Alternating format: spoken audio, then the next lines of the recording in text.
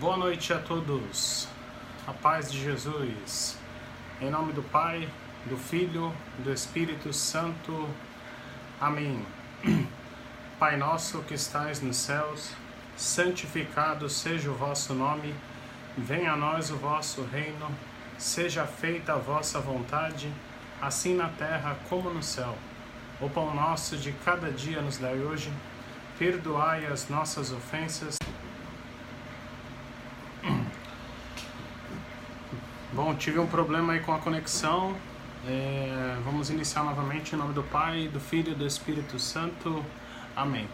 Pai nosso que estais nos céus, santificado seja o vosso nome, venha a nós o vosso reino, seja feita a vossa vontade, assim na terra como no céu. O pão nosso de cada dia nos dai hoje, perdoai as nossas ofensas, assim como nós perdoamos a quem nos tem ofendido. E não nos deixeis cair em tentação, mas livrai-nos do mal. Amém. Ave Maria, cheia de graça, o Senhor é convosco. Bendita sois vós entre as mulheres, bendito é o fruto do vosso ventre, Jesus. Santa Maria, Mãe de Deus, rogai por nós, pecadores, agora e na hora de nossa morte. Amém. Continuamos unidos em nome do Pai, do Filho e do Espírito Santo. Amém. Já entrou aí a Beatriz Costa, a Marcela Santos, o Wagner Werneck, deixa eu ver aqui, Arthur Miller, Edmilson, Carlos Alberto, Rafaela dos Santos Gomes, estão todos aí me acompanhando. Então hoje nós vamos falar um pouquinho sobre a fecundidade do matrimônio. Fabrício Augusto também curtiu, já fazia mais ou menos uns de 15 a 20 dias que eu não fazia esse vídeo. Então nós vamos falar sobre a fecundidade do matrimônio, sobre a vasectomia, a Nena Santos também curtiu, e sobre também a laqueadura. Então é um tema que interessa muito, o Caio Nascimento também entrou aí, então é um tema que nós vamos falar, é um tema que interessa muito a todos nós. Nós vamos falar com base na Igreja Católica, né? No que a Igreja Católica fala para nós sobre estes procedimentos de vasectomia e laqueadura. Então, nós vamos iniciar dando um conceito para vocês, né?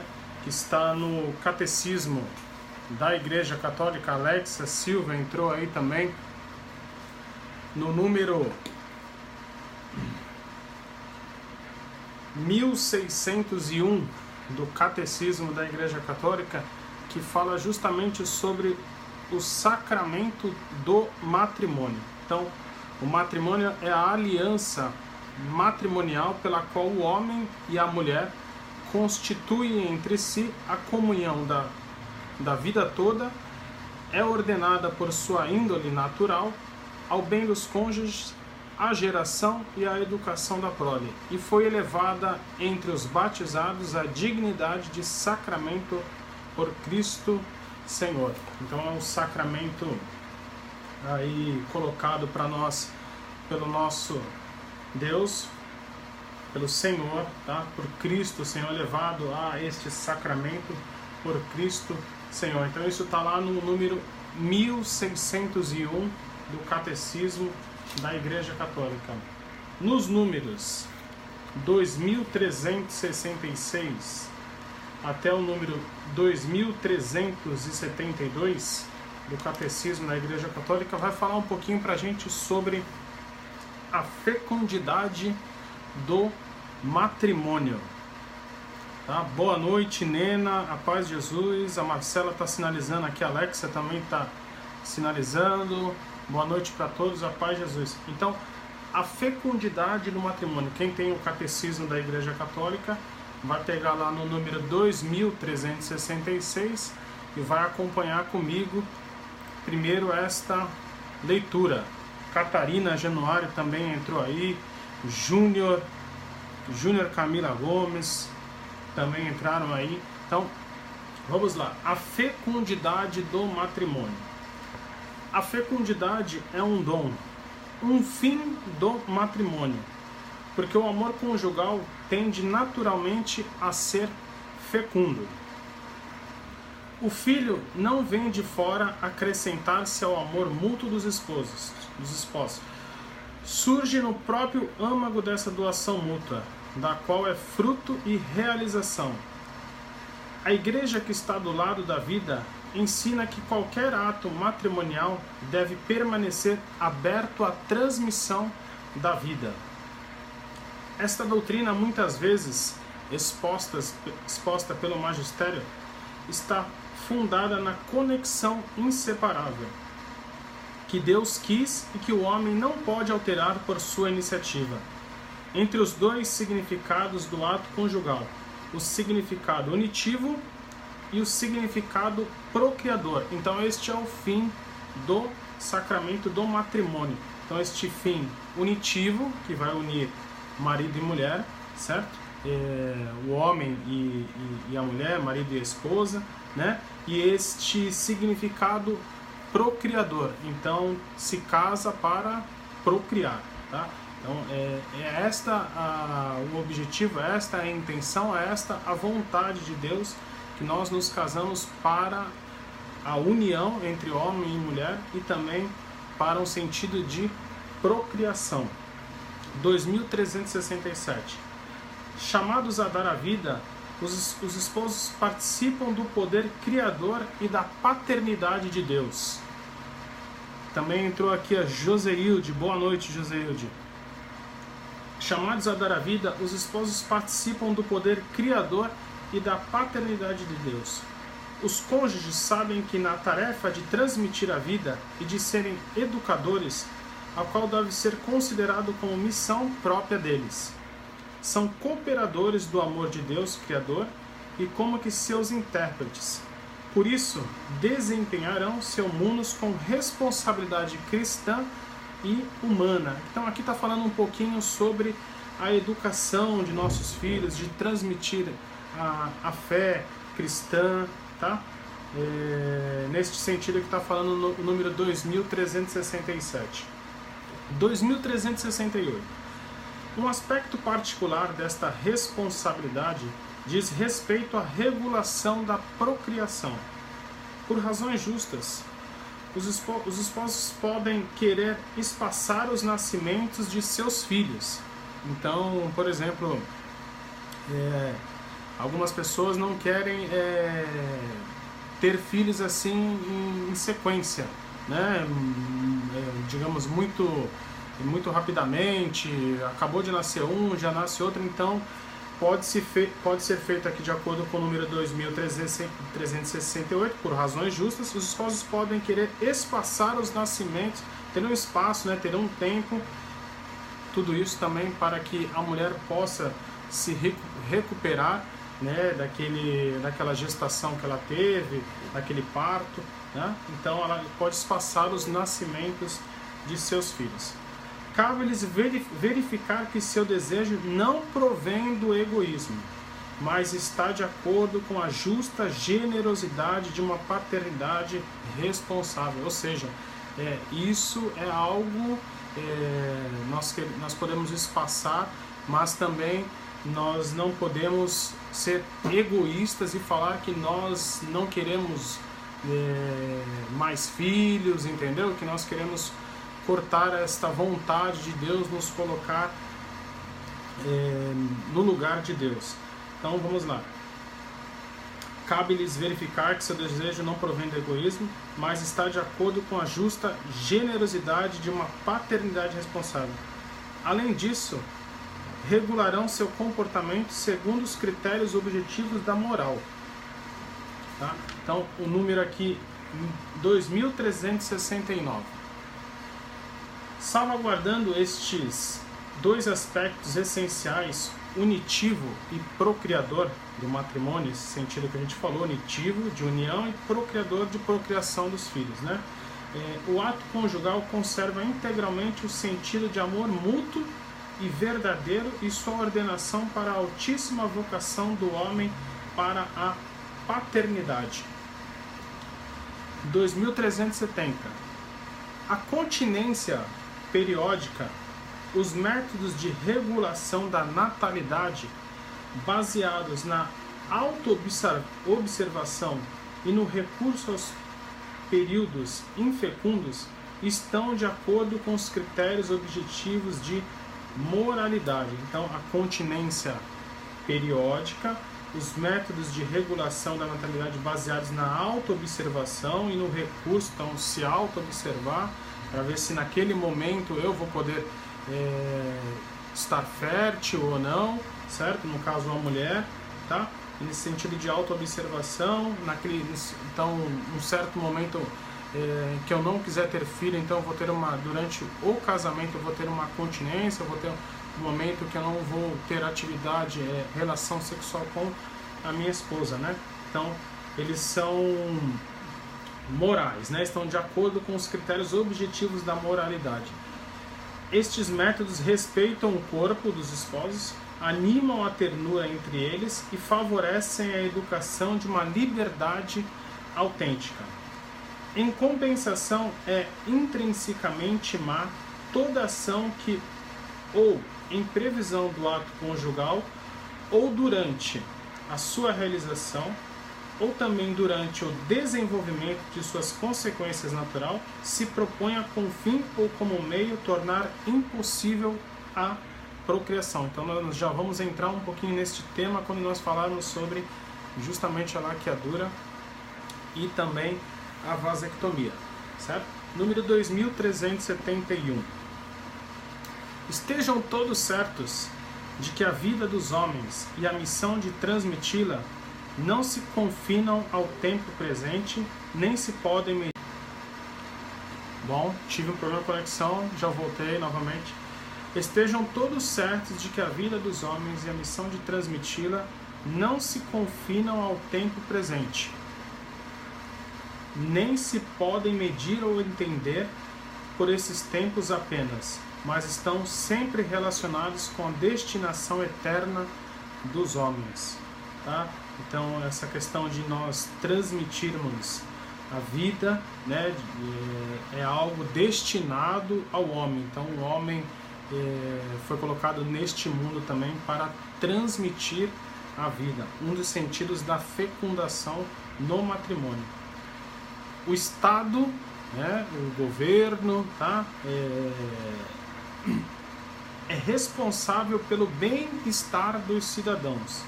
Por isso, é legítimo que ele intervenha para orientar o crescimento da população. Pode fazer isso mediante uma informação objetiva e respeitosa, mas nunca por via autoritária e por coação. O Estado não pode legitimamente substituir a iniciativa dos esposos, primeiros responsáveis pela procriação e pela educação de seus filhos.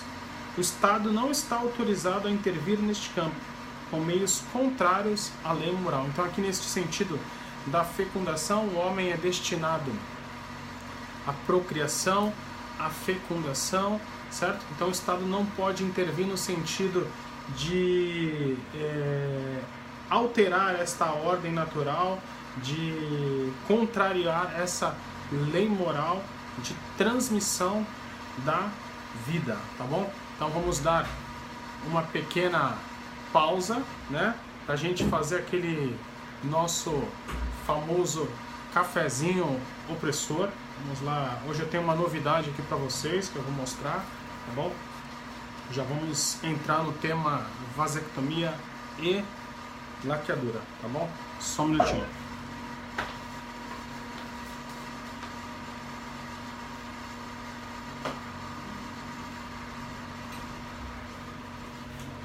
Então, como faz tempo que eu não preparo aqui o cafezinho opressor, para quem não lembra, eu tenho uma cafeteira aqui da marca Bialetti, tá?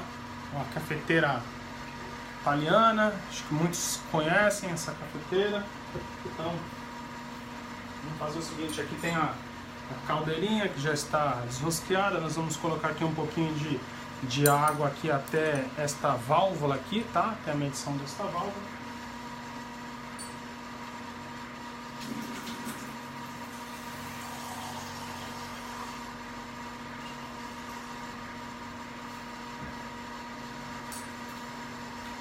Temos aqui a caldeirinha que nós vamos colocar aqui pó de café.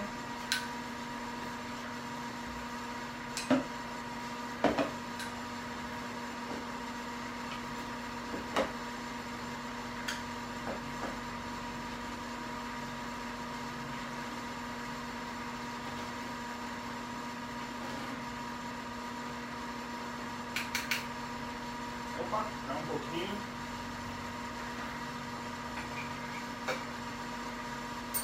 Bom, coloquei aqui a caldeirinha já com água, e aqui esse recipiente aqui também com café. Vamos rosquear aqui, certo? Vamos colocar lá no fogo em chama baixa, tá? Temperatura baixa, para fazer o cafezinho já.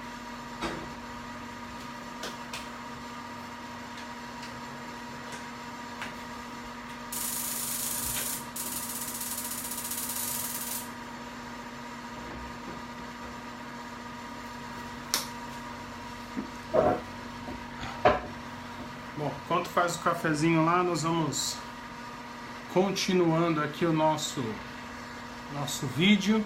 A Iracema também está aí, a Rafaela também está acompanhando, certo? Vamos continuar aqui então com o nosso tema. Vamos pegar aqui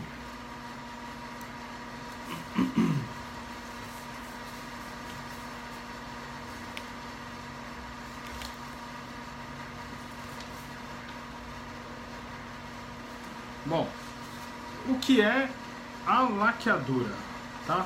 Então, para quem não conhece, algumas mulheres acredito que já fizeram este procedimento. Então, o que é a laqueadura? Também conhecida como ligadura tubária ou de trompas. A laqueadura é um procedimento voluntário de esterilização definitiva da mulher. Trata-se de uma cirurgia simples, realizada por ginecologistas, que promove a obstrução das tubas uterinas, impedindo o processo de fecundação. Suas técnicas de realização variam conforme a localização do corte e o material utilizado. Então, a ligadura de trompas ou a laqueadura, ela é um método contraceptivo mais eficaz conhecido, né? Embora ainda haja uma pequena chance da mulher engravidar. Então isso, o que ela visa, a laqueadura? Então ela visa uma esterilização da mulher, com o fim dela não fecundar mais, com o fim dela não transmitir mais a vida, com o fim dela pôr, digamos assim, um ponto final na questão de ter filhos, tá? De uma forma assim bem clara, tá? Quanto à vasectomia, certo? A vasectomia consiste em cortar os canais que levam o sêmen dos testículos ao pênis e na ligação destes canais. Com isso, evita-se a saída dos espermatozoides e, portanto, a fecundação de um óvulo, que daria origem a uma nova vida. Então, o que visa a vasectomia? A esterilização do homem. Então, laqueadura, a esterilização da mulher, e a vasectomia, a esterilização do homem, para cortar, digamos assim, esta transmissão da vida, esta possibilidade de o homem engravidar a mulher, de a mulher poder ter um novo filho, tá? Já que, por exemplo, a pessoa pode ter já um filho, não quer mais, 2 filhos, também não quer mais, ou teve 3 e não quer mais, e por aí vai, certo? Então ele quer pôr um fim, certo? Bom, então vocês entenderam aqui, isso aqui é fácil, a gente acha aí na internet, tá? Esse conceito de laqueadura e este conceito também de vasectomia. Bom, e o que a igreja coloca pra gente, tá? É pecado, não é pecado, pode ser feito, a igreja aceita, a igreja não aceita. Então vamos dar a resposta aí para vocês, tá? E tem um livro aqui que eu vou indicar para vocês. Jefferson Araújo curtiu aí também a página, tá? Este livro aqui é A Resposta Católica, um pequeno manual para grandes questões. É do padre Paulo Ricardo, tá? Este livro aqui, A Resposta Católica, um pequeno manual para as grandes questões, certo? Também este aqui já é um pouquinho mais grosso, né? O compêndio dos símbolos e definições e declarações de fé e moral, chamado Denzinger Hühnemann, né? Então aqui também tem algumas respostas, certo? Sobre estas questões. O café já está ficando quase pronto ali. E também Eugênia Rossella e Lucetta Scaraffa, acho que é isso. Contra o cristianismo, a ONU e a União Europeia como nova ideologia, da editora Eclésia, tá? Este livro aqui, quem quiser também pode adquirir, certo? Então vamos lá. Vamos dar logo aí a resposta para vocês. Vamos começar então aqui pela justamente pela vasectomia.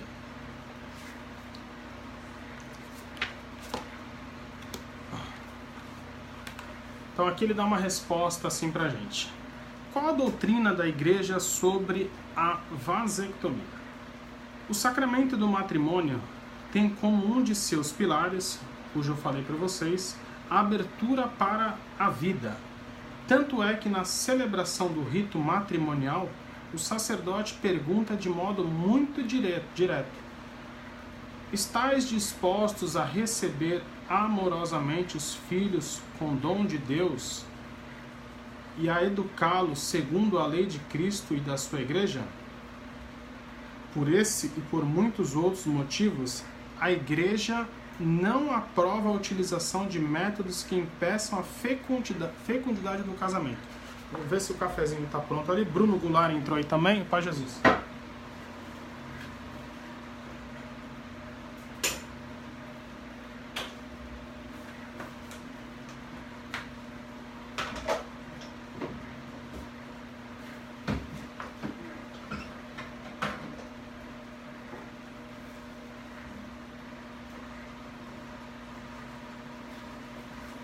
O cafezinho já ficou pronto.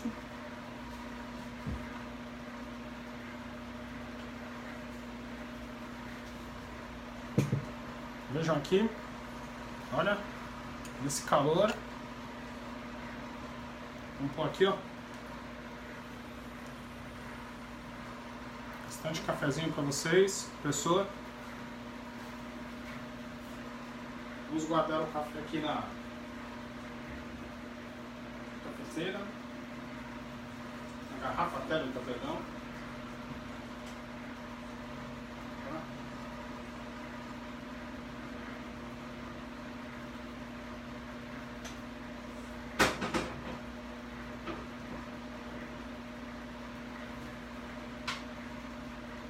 O açúcar.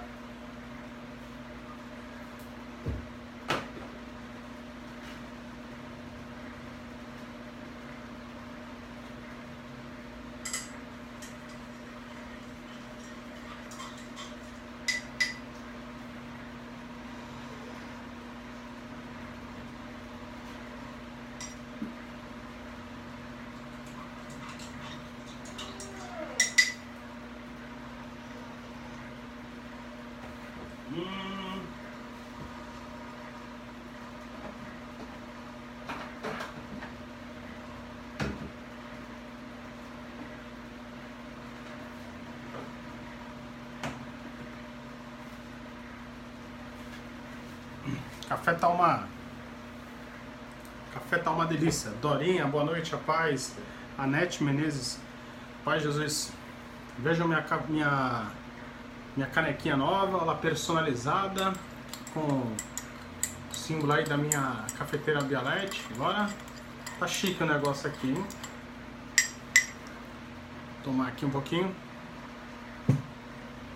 Deixa eu arrumar aqui essa câmera aqui para descer um pouquinho mais. Isso. Vamos lá.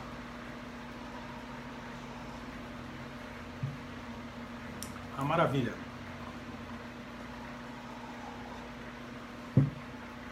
Então vamos lá, continuando. Então nós falávamos sobre a vasectomia.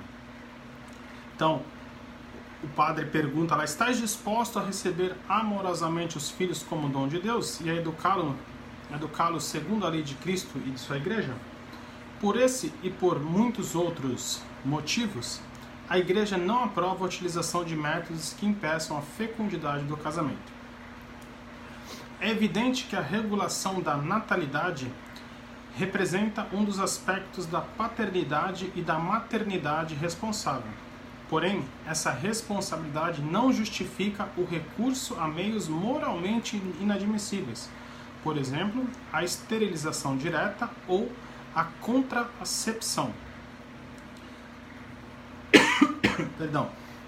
Sendo a vasectomia uma intervenção cirúrgica cujo fim é esterilizar o homem, ela não é permitida pela Igreja.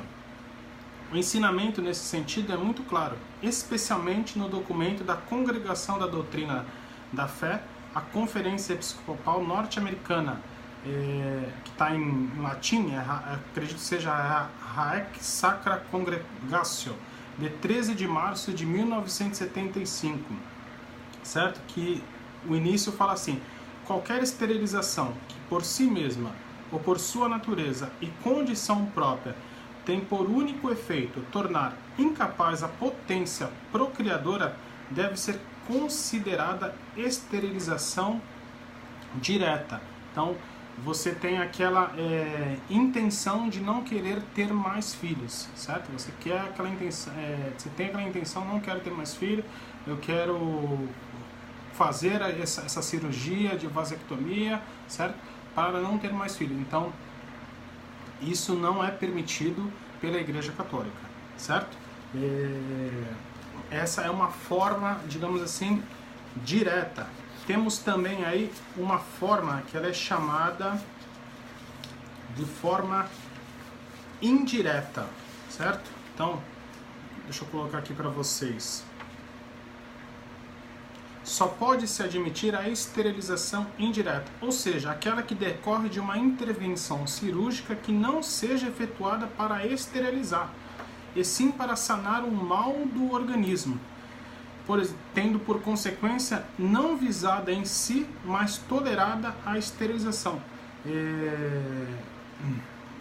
No caso aí a pessoa esteja com um câncer, né, alguma doença aí que vai causar de forma aí indireta, certo? A esterilização lá no órgão genital, certo? E isso vai causar, ela precisa tirar alguma glândula, precisa tirar o saco escrotal, alguma coisa nesse sentido, entendeu? Aí, por causa de uma doença, certo? Neste sentido, aí sim, ela é de uma forma indireta, né? Indiretamente vai causar a esterilização, não diretamente, certo? Eu quero fazer essa cirurgia para justamente não ter mais filho.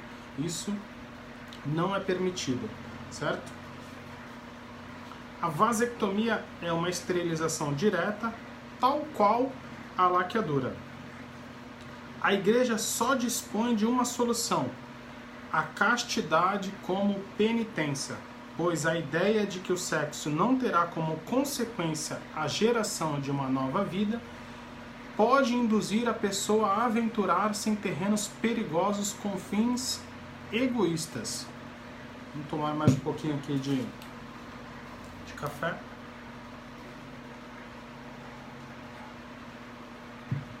Então, por exemplo, a pessoa faz a cirurgia da vasectomia para não ter mais filhos. Então, o que acontece?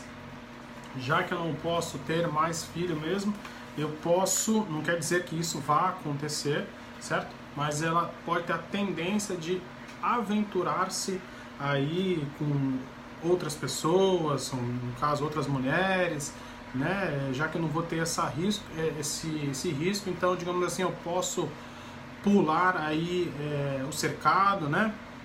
E me aventurar aí em atitudes, digamos, imorais, que não é de acordo com o sacramento do matrimônio. É certo que nem toda intervenção cirúrgica que leve à esterilização pode ser considerada como um ato intrinsecamente mau em si mesmo. Contudo, se efetuada com o fim de impedir a procriação, é uma ação intrinsecamente má. Certo? Então, por exemplo, agora eu passei aqui para vocês um documento da igreja, um posicionamento da igreja sobre a questão da vasectomia, que ela não é permitida, porque ela é uma atitude, é uma esterilização direta, certo? Para o fim de colocar fim à questão da procriação. Então, quem não sabia antes disso, não fique desesperado, certo? Podemos dizer assim que talvez, né, você não tenha pecado porque você não tinha este conhecimento, ninguém lhe explicou, talvez um catequista não tenha ensinado você, um pároco da sua igreja, um bispo nunca tenha falado para você, você nunca tinha escutado disso, que hoje é uma coisa tão comum fazer isso, colocaram isso assim, é uma coisa normal, né? As pessoas pensam que, olha, não tem problema nenhum, então eu vou lá e vou fazer esse tipo de cirurgia, certo? Agora, daqui por diante, seria bom que, caso você tenha essa dúvida, né, esse peso na sua consciência, né, de que você fez essa cirurgia, certo? Então, que você vá até o padre, confesse isso a ele, peça perdão, se arrependa de você ter feito, peça um direcionamento para ele, certo? E se possível, né, se possível, tente reverter esta cirurgia, tá? A fim de você poder procriar, que você procrie de uma forma, caso você queira regular, né, de um espaçamento de tempo, mantenha também a castidade dentro do casamento, tá bom?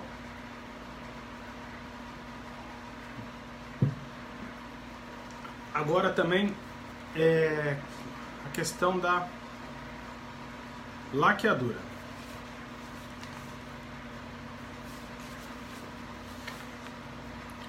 Qual a posição da igreja em relação à laqueadura? Bom, assim como a vasectomia, né, ela é uma mutilação com finalidades esterilizantes. São contrárias à dignidade da natureza humana. Isso porque Deus fez o homem com uma potência inseminadora e a mulher com uma fertilidade própria em alguns momentos do mês, de 4 a 5 dias. Assim é o ser humano. Pois bem, rejeitar voluntariamente a capacidade natural de fecundidade é obviamente um pecado grave, além de um ato de profunda maldade para com a própria pessoa humana. É o ser humano voltando-se contra aquilo que é. Primeiro porque vai diretamente contra a própria natureza da pessoa humana, que no fundo deseja ser como Deus e se reconfigurar segundo o próprio critério. Segundo porque renega objetivamente a vida de possíveis filhos que Deus desejaria enviar a esses casais. E aí a destruição de uma das finalidades do matrimônio, que é a função procriativa. Quais fins terapêuticos tornam lícita a laqueadura? Nenhuma. A ligação das trompas é sempre moralmente ilícita, um mal em si mesmo, porque tem como única e exclusiva finalidade a rejeição dos filhos. Portanto, a esterilização direta continua moralmente inaceitável. Em casos onde uma futura nova gestação possa gerar risco de vida para a mãe, então existem vias moralmente lícitas à livre escolha do casal, como o método Billings, que possui eficácia comprovada pela Organização Mundial da Saúde de 99%. Se um casal prefere a laqueadura ou a vasectomia, mesmo tendo recursos como esse, o método Billings, não é senão por falta de amor a Deus e à Igreja, má vontade e preguiça de buscar informação. Uma licitude da esterilização só viria de forma indireta, como por exemplo, numa retirada de um útero com câncer, causando esterilidade. Ou seja, então a pessoa está doente, certo? Tem um problema, um câncer lá no útero, um câncer lá no ovário, certo? Então ela precisa retirar esse útero, ela precisa retirar esse ovário, que vai causar nela aí uma esterilização. Neste caso não há problema nenhum, certo? Então neste caso é justo esta, digamos, esta esterilização indireta, certo? Então, de quem é a culpa? Do padre ou da pessoa que fez, tá? Esse aqui é um texto aqui que eu tirei também de um site chamado Veritatis Splendor, certo? E ele fala aqui: para saber se existe pecado grave, aqui precisamos avaliar as 3 condições: a matéria, a ignorância e a liberdade. A matéria é grave, pois se refere à fecundidade humana.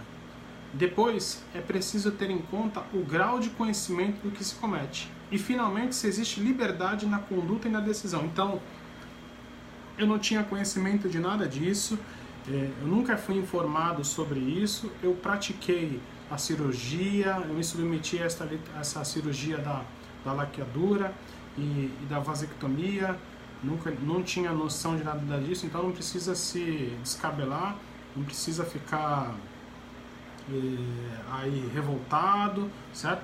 Se possível, fazer aí a reversão, se for possível, né? Caso não lhe prejudique mais ainda, certo? Mas em tese você estaria cometendo apenas um ato imoral, certo? Se for consciente, você sabia, você tinha noção, você já tinha ouvido isso alguma vez de algum padre, de algum bispo, de algum catequista, então aí sim é considerado um pecado grave, certo? Que aí você muda a ordem das coisas, você quer se colocar no lugar de Deus, certo? Para não procriar mais, e esta foi a vontade de Deus, que através de uma relação sexual as pessoas pudessem gerar filhos, certo? A gente tem aí, por exemplo, deixa eu passar aqui para vocês, muitas pessoas procuram não ter mais filhos, certo? Mas muitas pessoas gostariam de ter filhos, pois são estéreis, né? Tem problemas, principalmente mulheres, com endometriose e outros problemas aí. Vejamos aqui no número 2374 do Catecismo da Igreja Católica. É grande o sofrimento dos casais que descobrem que são estéreis. Que me haverás de dar? Pergunta Abraão a Deus. Eu me vou sem filhos. Gênesis 15, versículo 2. Dá-me filhos, senão eu morro, disse Raquel a seu marido Jacó, em Gênesis 30, versículo 1. Né? Então, alguns lá naquela época, já no Antigo Testamento, onde Deus concedeu, né, esta graça das pessoas terem filhos. Aqui tem 3 casos, né, que eu vou colocar aqui para vocês sobre a questão da laqueadura.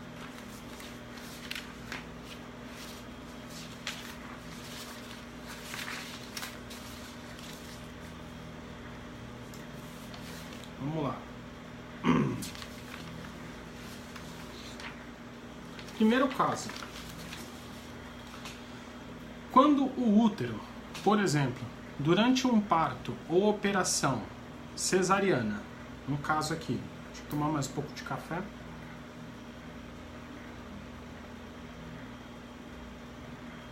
Minha canequinha personalizada. Gostaram?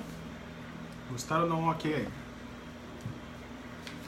Então aqui, quando o útero, por exemplo, durante um parto ou operação cesariana, chega a ser a tal ponto seriamente danificado que se torna, sob o ponto de vista médico, indicada a extirpação, a histerotomia, mesmo total, para prevenir um grave perigo imediato contra a vida ou a saúde da mãe, é lícito realizar tal procedimento, não obstante que para a mulher tenha como consequência uma esterilidade permanente. Ou seja, então naquele momento, né, que ela, no momento do parto, no momento da operação da cesariana, ela chega a tal ponto de danificar seriamente, certo?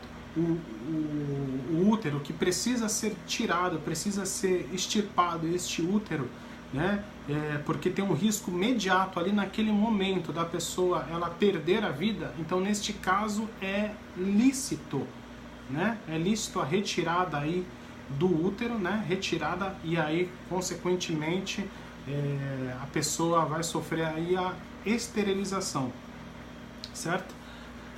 Num segundo ponto, quando o útero, por exemplo, por causa de operações cesarianas precedentes, ou seja, a mulher teve um filho com cesárea, depois passou um tempo, engravidou, teve um segundo filho, fez cesárea novamente, e aí, caso ela fosse engravidar numa terceira, né, numa terceira tentativa, na terceira gravidez. Então este é o caso, se é lícito ou não.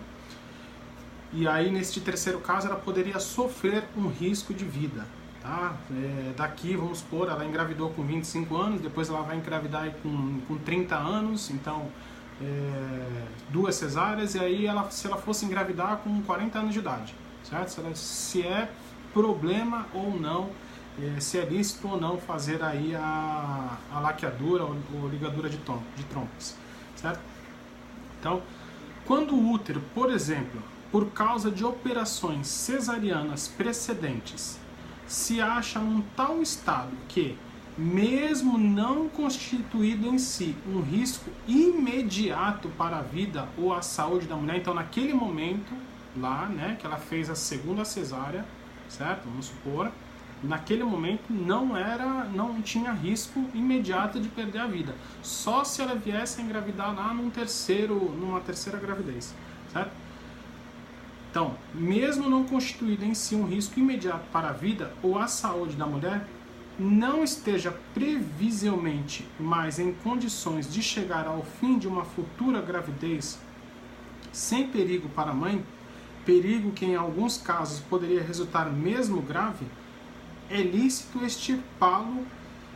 Perdão, é uma pergunta. É lícito extirpá-lo com a finalidade de prevenir um possível perigo futuro proveniente da concepção? Então a resposta nesse caso aqui é não, certo? Então, mesmo que fosse previsível, né? Então a pessoa não vai tirar. Então ela pode ter aquele método Billings para utilizar dele para saber quando ela vai estar fértil ou não, certo? Não usar, a gente vai falar futuramente sobre aqueles métodos contraceptivos, né? Mas ter a continência durante o casamento para viver a castidade também no casamento para evitar aí sim a gravidez, tá? Então, se for previsível que a pessoa ela venha a falecer, né, ter um risco de vida, né, daqui 10 anos que ela engravidar, não é lícito tirar o útero, certo? Na terceira opção, na idêntica situação do número 2, citado acima, é lícito substituir a histerotomia pela ligadura das trompas, procedimento chamado também de isolamento uterino, tendo em conta que se atinge o mesmo fim preventivo dos riscos de uma eventual gravidez, com um procedimento muito mais simples para o médico e menos molesto para a mulher, e que além disso, em alguns casos, a esterilidade assim adquirida pode ser reversível? Também não, certo? Então aqui fala, no primeiro caso, a estereotomia é lícita, enquanto tem caráter diretamente terapêutico, ainda que se preveja que do fato resultará uma esterilidade permanente. De fato, é a condição patológica do útero. Por exemplo, uma hemorragia que não se pode tamponar com outros meios, que torna, sob o ponto de vista médico, a extirpação indicada. Então, naquele momento lá que ela estava lá no momento de cesárea e começou uma hemorragia muito grande, certo? Então, ali naquele momento, ela tinha que tirar o útero, senão ela viria a falecer. Então, nesse caso, é permitido, é moral, certo? Que se retire o útero, tá? Para salvar a vida daquela pessoa. Esta tem, portanto, como fim próprio de afastar o grave perigo imediato para a mulher, independentemente de uma eventual futura gravidez. Diferente do ponto de vista moral, se apresenta no caso do procedimento de esterectomia e de isolamento uterino nas circunstâncias descritas nos números 2 e 3. Eles entram no caso moral da esterilização direta, a qual no documento aqui é um quaecunque sterilizatio, tá? É um documento da Igreja Católica, vem definida como uma ação que tem por único efeito imediato tornar a capacidade de gerar incapaz de procriar. Por isso, continua o mesmo documento. Não obstante toda a subjetiva boa intenção daqueles cujas operações são inspiradas pelo cuidado ou pela prevenção. Deixa eu apagar aqui, perdão. São inspirados pelo cuidado ou pela prevenção de uma doença física ou mental prevista ou temida como resultado de uma gravidez, tal esterilização permanece absolutamente proibida segundo a doutrina da Igreja. Na realidade, o útero, como descrito no número 2, não constitui em si e por si nenhum perigo imediato para a mulher. De fato, a proposta de substituir a esterectomia pelo isolamento uterino nas mesmas condições mostra precisamente que o útero não é em si um problema patológico para a mulher. Portanto, os procedimentos acima descritos não têm um caráter propriamente terapêutico, mas são realizados para tornar estéreis os futuros atos sexuais férteis livremente realizados. O fim de evitar os riscos para a mãe derivantes de uma eventual gravidez vem, portanto, prejudicado com o meio de uma esterilização direta, em si mesma sempre moralmente ilícita, enquanto outras vias moralmente ilícitas ficam abertas a uma livre escolha. Então, por exemplo, num caso aí da pessoa ter este risco aí de vida, né, ela continuaria aí com o seu útero, então ela pode se utilizar dos meios de autoconhecimento, né, o método Billings, por exemplo, para que ela não engravide em certos momentos, se ela está fértil ou não. E também, aí no caso, a igreja ela pede para que as pessoas sirvam-se da adoção de crianças, tá? Caso a pessoa já tenha um número de filhos aí que ela não, talvez não esteja satisfeito e queira ter mais, tá? Então, neste sentido, tá? Então, assim, essa coisa de que eu sei que a situação não tá fácil para ninguém, a situação do Brasil, principalmente a crise tá muito grande, muitas pessoas desempregadas, né? Mas filhos sempre são uma bênção, um dom de Deus, né? A vida, então nós temos que estar dispostos aí a ter, pelo menos essa é a minha vontade também, de ter muitos filhos, tá? Nós temos que povoar o céu, né? Ter muitos filhos para Deus. Tá? A gente pensa só que, olha, o mundo termina aqui, né? neste planeta aqui, nesta terra, não. Mas nós devemos ter muitos filhos para educá-los na fé cristã, certo? E levá-los ao céu. Então, retomando, assim, tudo isso que nós falamos aqui, nosso destino é de fecundação, nosso destino é de transmissão da vida, de procriação. A laqueadura e a vasectomia, elas são atos imorais. Em primeiro momento não dá para saber se você pecou ou não. Se você tinha consciência de tudo isso que eu expliquei hoje aqui para vocês, é um pecado grave. Você deve procurar o quanto antes um sacerdote para se confessar, pedir o perdão a Deus, né, e receber a absolvição, certo? E, se possível, tentar fazer aí a reversão destes procedimentos para você voltar a procriar, ter uma família grande e santa, que este é o desejo de Deus, tá? Para todos nós, independente do que o mundo fala, independente do que a sociedade prega, a vontade de Deus é que nós crescemos, que nós possamos multiplicar os filhos para Ele, tá bom? Então, espero que tenha deixado aí para vocês bem explicadinho, tá? Agradeço aí todos que me acompanharem neste vídeo. Bom, vamos encerrar com uma Ave Maria.